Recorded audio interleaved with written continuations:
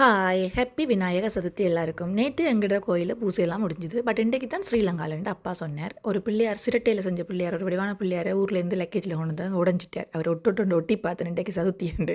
அவர் நிற்க மாட்டேன்னுட்டார். இருந்தாலும் நான் அவருக்கு ஒரு கொழுக்கட்டை செஞ்சு வச்சேன். என்னோட அம்மா சதுர்த்தி என்ன கொழுக்கட்டை செய்வா. நேற்று மோதகம் கிடைக்கும் மோதக கிரேவிங்கில் கோயிலுக்கு போனால் எனக்கு ஒரே ஒரு மோதகம் தான் கிடைச்சது. அங்கே நிறைய ஆக்கள். அதனால் நான் 2-3 வாங்கலை வந்துட்டேன். இன்றைக்கி கொழுக்கட்டை செஞ்சு சாப்பிடுவோம்னு சொல்லி கொஞ்சம் பிலாப்பழம் ஒரு கைப்பிடி இல்லை ஒரு 1.5 கைப்பிடி இல்லை தேவைக்களவான sugar, any form of sugar நான் பனம் கற்கண்டு போட்டுனேன்.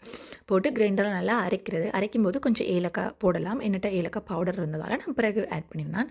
ஒரு அரை கப் சிவத்தை அரிசிமா, ஹோம்மேட் வீட்டில் செஞ்ச அரிசிமா, மிச்சம் ஒரு அரை கப் அந்த மல்டி மில்லட் மா போட்டேன். நான் புட்டுமா அந்த பேட்டிக்குள்ள வாங்கி கொண்டு வந்து அது ரெண்டையும் மிக்ஸ் பண்ணிவிட்டு உப்பு போட்டு கொஞ்சம் காடமாக பவுடர் போட்டு சொட்டு தேங்காய்ப்பால் அந்த பிலாப்பழ விழுதை போட்டு இடியப்ப பதக்கத்துக்கு குழைச்சிட்டு நம்மளோட வீட்டு வாழை மரத்தில் ஒரு இலை கிழிஞ்சு போயிருந்தது. வெட்டைக்க வீடியோ எடுத்து நான் அது வடிவா வரையில குட்டி வடிவா ஓன் பண்ணல. அதை எடுத்து கழுவி போட்டு அதில் இந்த இடியப்ப பதத்துக்கு குழைச்ச மாவை வச்சு இந்த இப்படி மூடி இடியப்ப தட்டில் வச்சு அவிக்கலாம். இல்லை சும்மா நார்மலாக ஃபில்டரில் வச்சு அவிச்செடுத்தால் சூப்பர் டேஸ்ட்டான கொழுக்கட்டை ரெடி. எனக்கு வீட்டை ஒரு பூக்கடையை டெலிவர் பண்ணியிருக்கிறாங்க இங்கே இருக்கிறவங்க ஒருத்தங்கள். ஏன்னு சொல்லி அடுத்த ரீல்ஸில் சொல்கிறேன். வாங்கோ 3 பூவை களவெடுத்து பூஜை செய்வோம். சொரி மாமா 3 பூ தான் எடுத்தேன்.